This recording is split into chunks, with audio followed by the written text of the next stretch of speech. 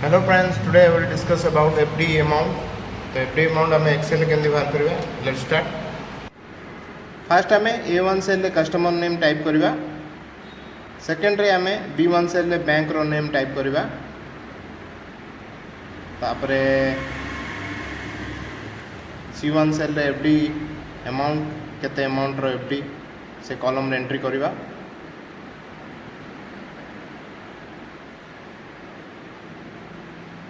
तापरे हमें D1 column रे इंटरेस्ट रेट तापरे E1 सेल रे हमें टाइम ड्यूरेशन टाइप करिवा तापरे हमें F1 सेल रे FV टाइप करिवा एंड सब कॉलम को कॉलम रो रिक्वायरमेंट अनुसार हमें विड्थ बड़ करिवा तापरे फर्स्ट रो को सिलेक्ट कर दे कि बोल्ड कर दवा तापरे 1 by 1 आमे कस्टमर रो नेम टाइप करिवा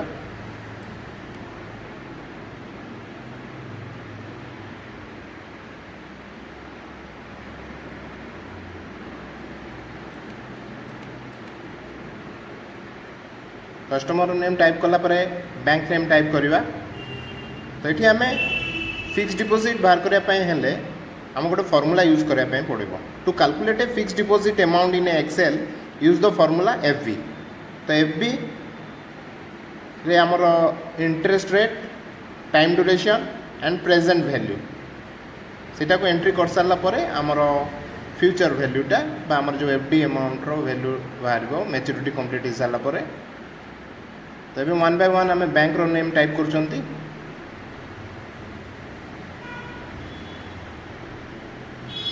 बैंक रो नेम टाइप कर सारला परे हमें FD अमाउंट टाइप करिवा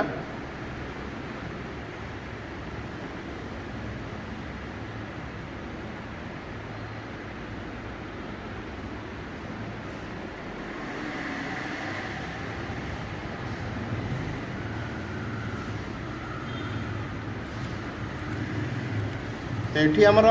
सबू बैंक रो इंटरेस्ट रेट अलग अलग थाए तो से आमर इंटरेस्ट रेट अनुसार आमर फ्यूचर वैल्यू बा आमर फिक्स डिपॉजिट जो मैच्योरिटी हो फ्यूचर वैल्यूटा आमर बाहर जीव तो सब FD अमाउंट आम एंट्री कर सारा पर एबे इंटरेस्ट रेट टाइप करवा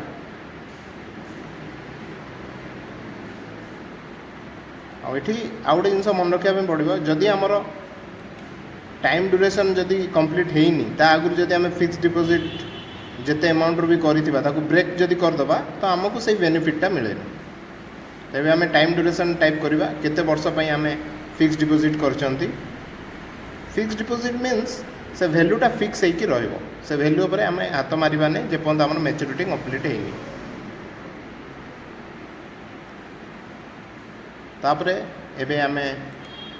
F2 सेल रे क्लिक करवा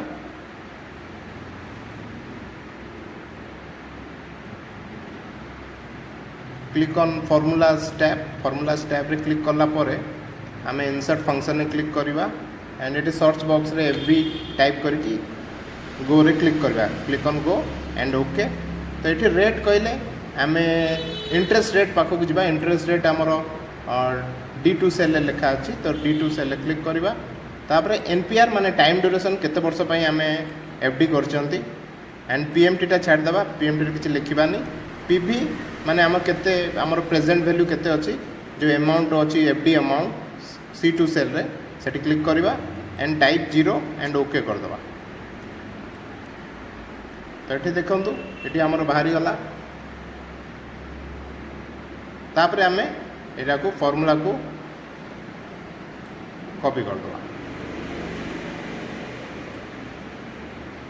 तापरे सब डेटा को सिलेक्ट कर दबा ऑल बॉर्डर मार दबा एंड ऊपर गोटे रो इंसर्ट करवा एंड ताको मर्ज कर दे गोटे हेडिंग रो ना दबा बैंकिंग फिक्स डिपॉजिट